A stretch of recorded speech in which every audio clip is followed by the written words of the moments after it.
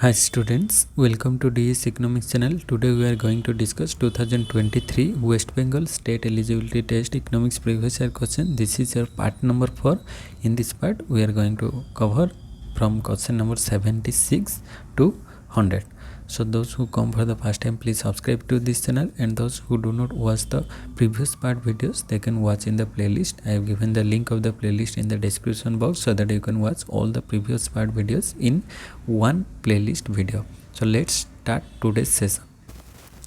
Today's first question is question number 76. Stopler-Samuelson theorem establishes a relation between price of factors and relative factor rewards, or relative price of output and relative factor rewards, relative price of output and absolute factor rewards, or price of factors and absolute factor rewards.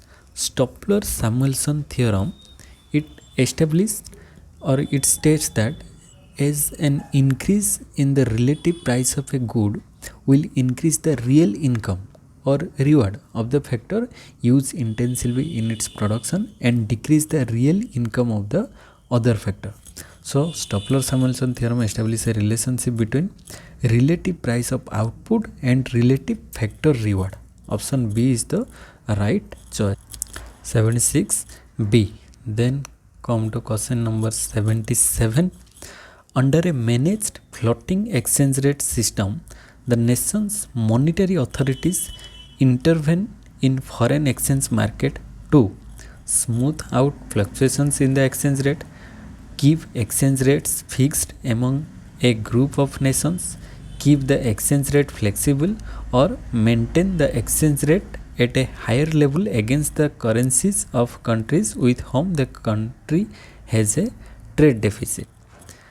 Under a managed floating exchange rate system, the nation's monetary authority intervene in foreign exchange market to smooth out fluctuation in the exchange rate. So option A is the right choice, because in a managed floating exchange rate system, monetary authorities intervene to reduce excessive volatility and prevent sharp fluctuations, while still allowing the exchange rate to be determined by market forces. Option A is the right choice. Then come to question number 78. A country has a deficit in its balance of payments, and the sum of elasticities of its export and import is less than 1. If the country devalues its currency, what will be its impact on its balance of payment? The deficit will come down, the deficit will remain as it was, the deficit will further aggravate, or the deficit will convert to a surplus.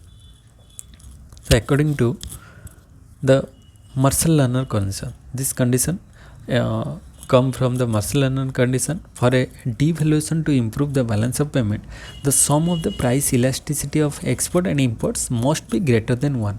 According to Marshall-Lerner condition, the sum of the export and imports price must be greater than 1. If the sum is less than 1, then here question is the sum is less than 1. So if sum is less than 1, devaluation will worsen the balance of payment deficit. If less than 1, then devaluation will worsen the balance of payment deficit, and if it is greater than 1, then devalue will improve or surplus the balance of payment deficit. But here given export plus import, elasticity of its export and imports less than 1. So devaluation here, it worsen the balance of payment deficit. So option C is the right choice. The deficit will further aggravate, means deficit will increase, so further aggravate. So option C is the right choice here. Then come to question number 79, accession and reason based question. Accession is custom duties primarily influence commodity price. Custom duties primarily influence commodity price. Yes, this is correct. Custom duty primarily influence commodity price. Then its reason is quantitative restrictions are designed to influence the goods imported and exported. Quantitative restriction are designed to influence the goods imported and exported. Yes, this is also right, but this is not the correct explanation of the assertion, because we know that custom duties primarily influence commodity prices by adding a tax on imports, making imported goods more expensive relative to domestic goods. Then quantitative restriction on the other hand control the volume of goods imported or exported, but they do not directly explain the effect of customs duties on prices.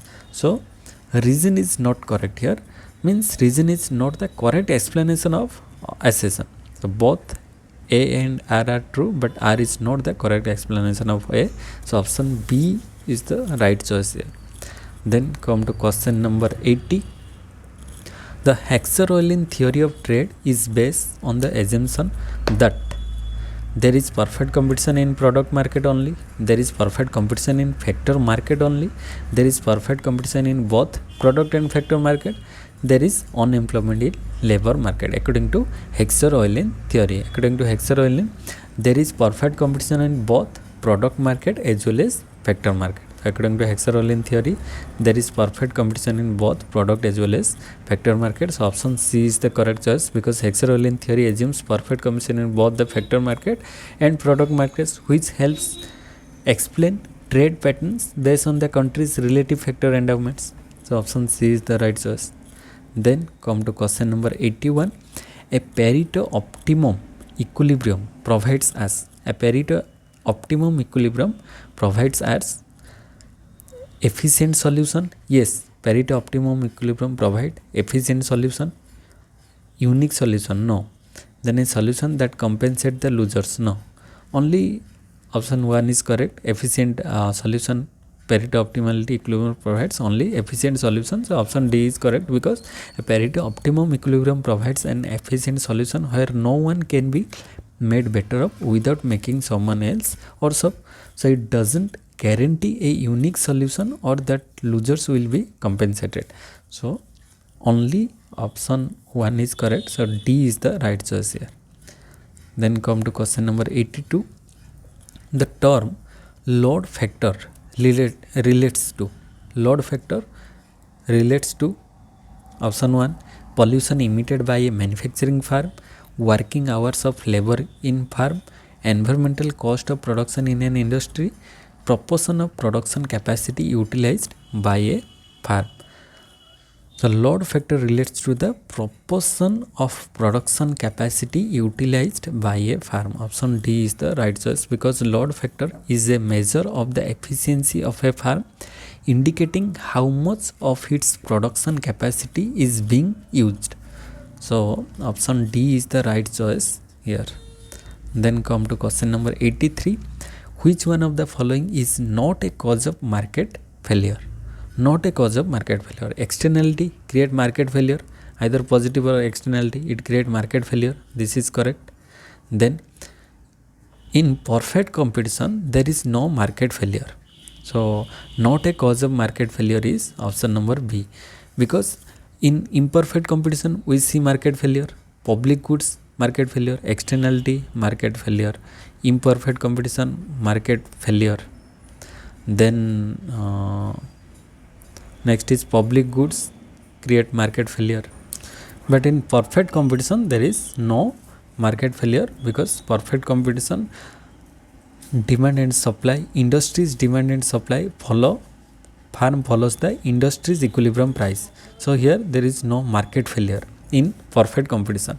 But in imperfect competition like monopoly, duopoly, oligopoly, or in public goods, there is free rider problem. Then in externality, you can say negative externality, there is market failure. So these are the condition of market failure, but in perfect competition there is no market failure. So option B is the right choice here. Then question number 84. The free riding problem is likely to occur in the following situation. Free riding problem. You know free riding problem in public good. A restaurant which remains open hours a day, 24 hours a day, a restaurant which remains open for 24 hours a day, there is no free rider, because a restaurant is a private property, not a government or public property. So this is not create free rider problem. Then a passenger train which runs within the state, this is also not create any kind of free rider problem, because passenger train has also some fare, means ticket price, but there is no limit in passenger or general compartment, but in reservation there is limit, but a sort of fare is there in passenger train, so we cannot say that it create full free rider problem. Then option C is an open air music concert in a public park. Then a commercial music concert organized in a private hall. Commercial music concert, this is a purely private organization, private done by the private owner. And first one is also private. Then these two are government, but it has some fare, so this is not create free rider problem. But here option C, you see an open air music concert in a public park. In a public park, so public park means there is free open air music concert. So in this situation, there is, we can say, free rider problem is there, because there is no limit or no restriction to enter into the open concert. So more than the required seats, people may come more than the required seats, so it may create free rider problem. So option C is the right choice here. Free rider problem is likely to occur in this situation. So option C is the right choice according to question number 84. Then come to question number 85. According to Hotelling principle of pricing of exhaustible resources, what happened? Options are given. So first is according to Hotelling principle. According to Hotelling principle of pricing of exhaustible resources, current value of user cost rises at rate of interest. Then present value of user cost rises at rate of interest. Present value of user cost remains the same in all periods. Current value of user cost remains the same in all periods. First option is current value of user cost rises at rate of interest. Yes, this is correct, because Hotelling principle states that for an exhaustible resources, the current value of the user cost or the opportunity cost of using a resource now rather than in future, this is called as current value of the user cost. Current value of the user cost should rise at a rate of interest over time, which is statement 1. That's why statement 1 is correct. Then present value of the user cost rises at rate of interest. No, current value, not present value. This is incorrect. Then present value of user cost remains the same in all periods. Yes, present value remains same, current period rises. So option 3 is the correct option. Option 4 is incorrect. So meanwhile, the present value of the user cost should remain the same across all periods, as discontinuing the increasing future cost back to the present results in a constant present value. So here statement 1 and 3 are correct according to Hotelling principle. So statement 1 and 3. Statement 1 and 3 are correct. Option B is the right choice. Then come to question number 86. Which of the following value completes the life table? 86. Which of the following completes the life table? As Lx dx, Lx dx and Ex to the power 0. So here to complete the life table, we need to calculate the value of, that is, Ex to the power 0. So which represents the life expectancy at the age of x. So here formula is for a life table, Ex can be calculated using the formula Ex to the power 0 is equal to capital Tx by small lx. This is the formula to calculate the life expectancy. So TX, capital TX indicate what? It is the total number of years lived by the people from age X onwards. So TX value is this.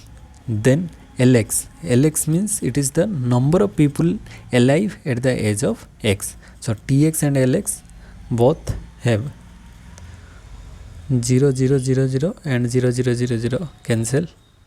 Then rest is 485 divided by 9. 485 divided by 9 is equal to, its value is approximately 53.89.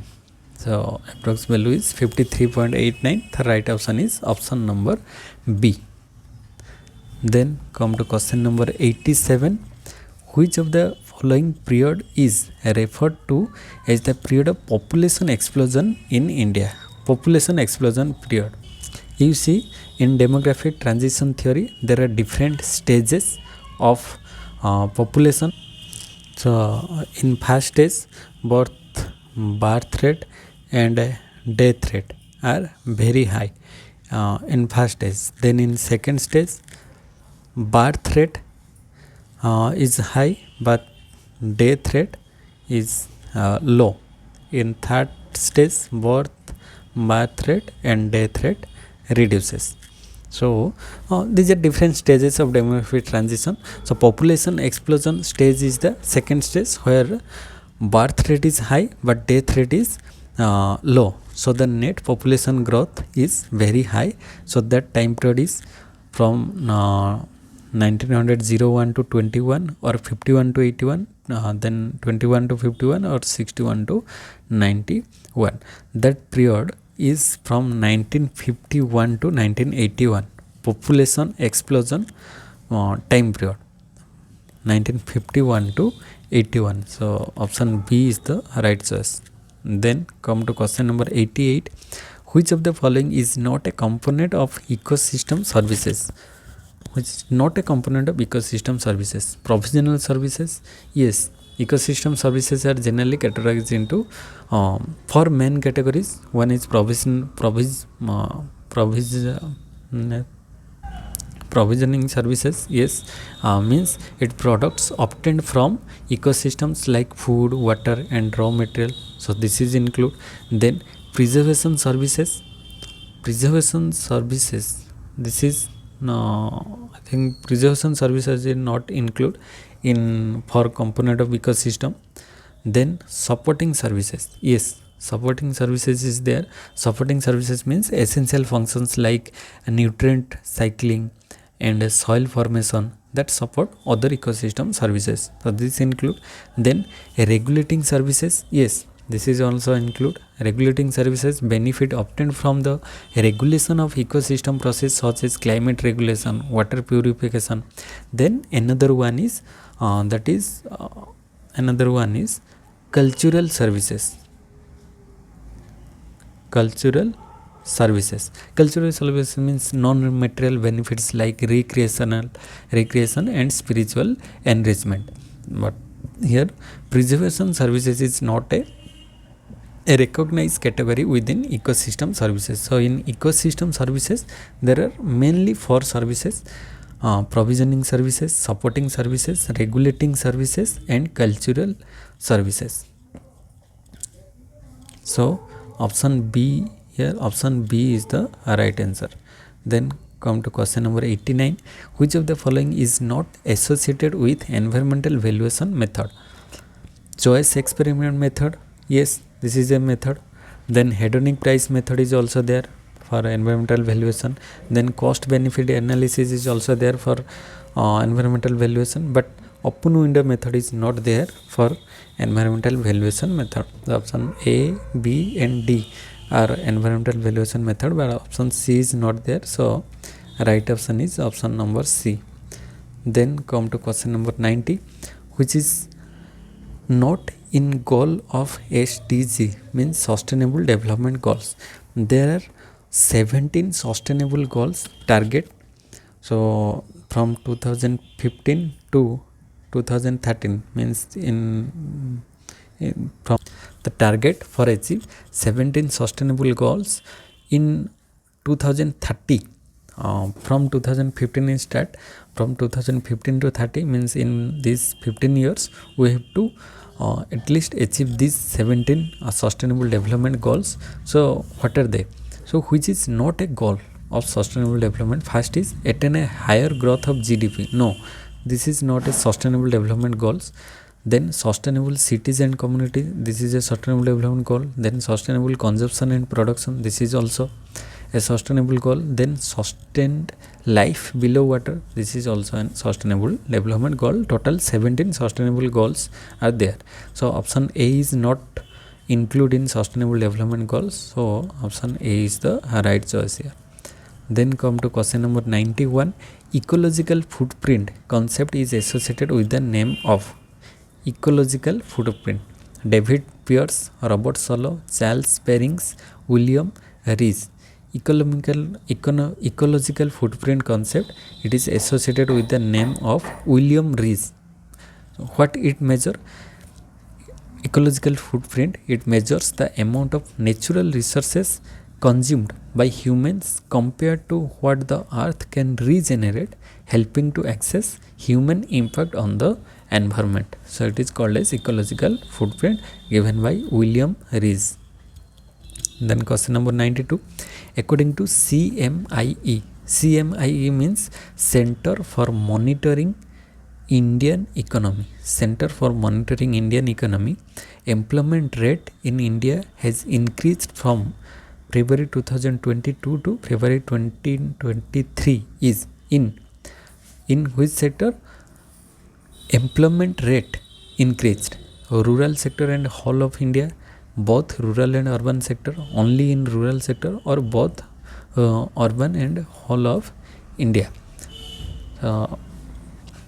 According to Center for Monitoring Indian Economy, in both rural and urban sector, you see in both rural and urban sector there is increase in employment rate.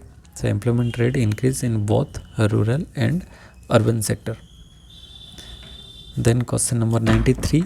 In India, tank irrigation is most common in which of the following regions? Tank irrigation: Rocky Plateau regions with uneven and highly seasonal rainfall, river basins, arid and semi-arid regions with scanty rainfall, or coastal regions.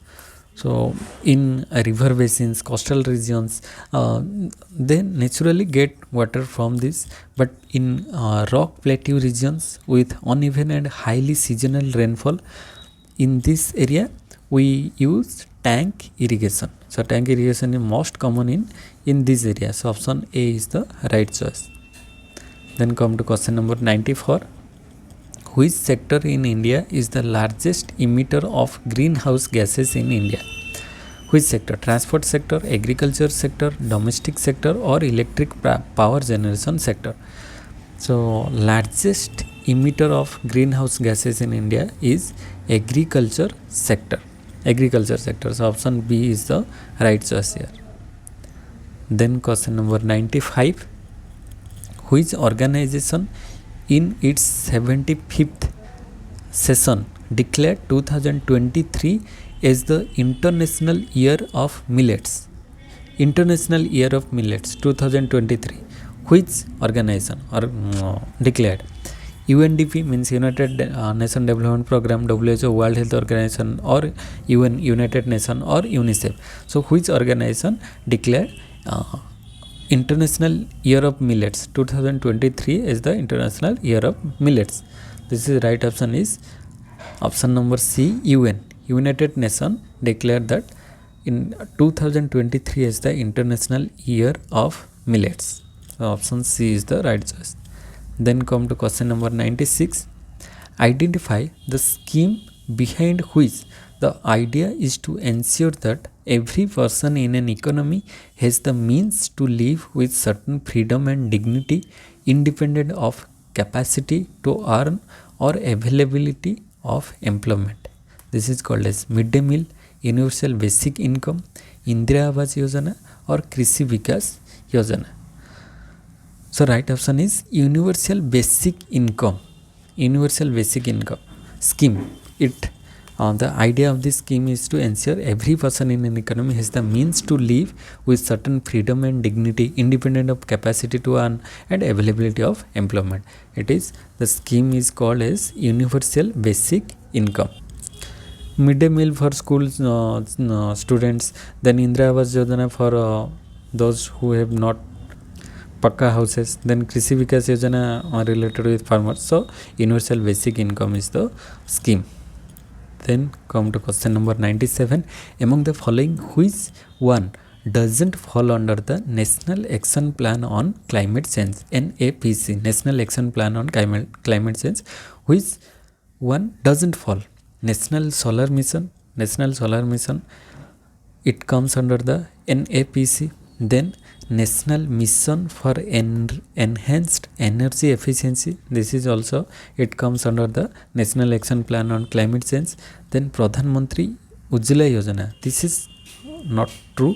Pradhan Mantri Ujjwala Yojana, it doesn't come under the NAPC. Then National Mission for Sustaining the Himalayan Ecosystem, this is also, it comes under the NAPC. So A, B and D, it comes under the NAPC, but Pradhan Mantri Ujjwala Yojana, it doesn't come under the NAPC. So option C is the right choice here. Then come to question number 98. Who was the chairman of the expert committee which suggested a formula on consumption expenditure for identifying BPL family? Who was the chairman of expert committee? Amartya Sen, C. Rangarajan, Suresh Tendulkar or Kaushik Basu? So right option is option number C, Suresh Tendulkar. Suresh Tendulkar was the chairman of the expert committee which suggested for a formula on the consumption expenditure for identifying BPL families. So option C is the right choice. Then come to question number 99. Which issue doesn't fall under 4 pillar of foreign trade policy 2023? The 4 pillar of foreign trade policy 2023, it include, first one is incentive to remission, this is a pillar of foreign trade policy. Then reconstruction of tariff rate, no, this is incorrect. Then export promotion through collaboration, yes, export promotion, this is also comes under 4 pillars of foreign trade policy. Then ease of doing business, this is also comes under the 4 pillar of foreign trade policy. 1, 2, 3 and fourth one is export collaboration. Export collaboration. The first one is there are 4 pillars of foreign trade policy. One is incentive to remission, export promotion through collaboration, and ease of doing business. And last one is export collaboration. So here option B is not a foreign trade policy. So option B is the right choice. Then today's last question. State which is not a cause for external or internal sickness of manufacturing industry. Which is not a cause for the external and internal sickness of manufacturing industry. First one is high cost of manufacture coupled with a low resilience of sales revenue. Yes, this is a sickness of manufacturing industry because high cost and low resilience of sales revenue. Then non-availability of raw material. Yes, this is also a problem for manufacturing industry. Then improper choice of technology. Yes, this is also a problem for the manufacturing industry. Then development of service sector. This is not a problem, this is a solution for service sector. So this is not a cause. So option D is not a cause for the sickness of manufacturing industry. So option D is the right choice here. All of these are the sickness of manufacturing industries, but option D is the not a cause for the sickness of manufacturing industry. So this is all about for the today's session. I hope you get some knowledge from this video. If you do not watch the previous part videos till now, you can watch in the playlist. I have discussed other 3 parts of 2023 West Bengal set, and subscribe this channel for more such updates. Thank you all for watching this video. See you in the next video. Thank you all. Jai Jagannath.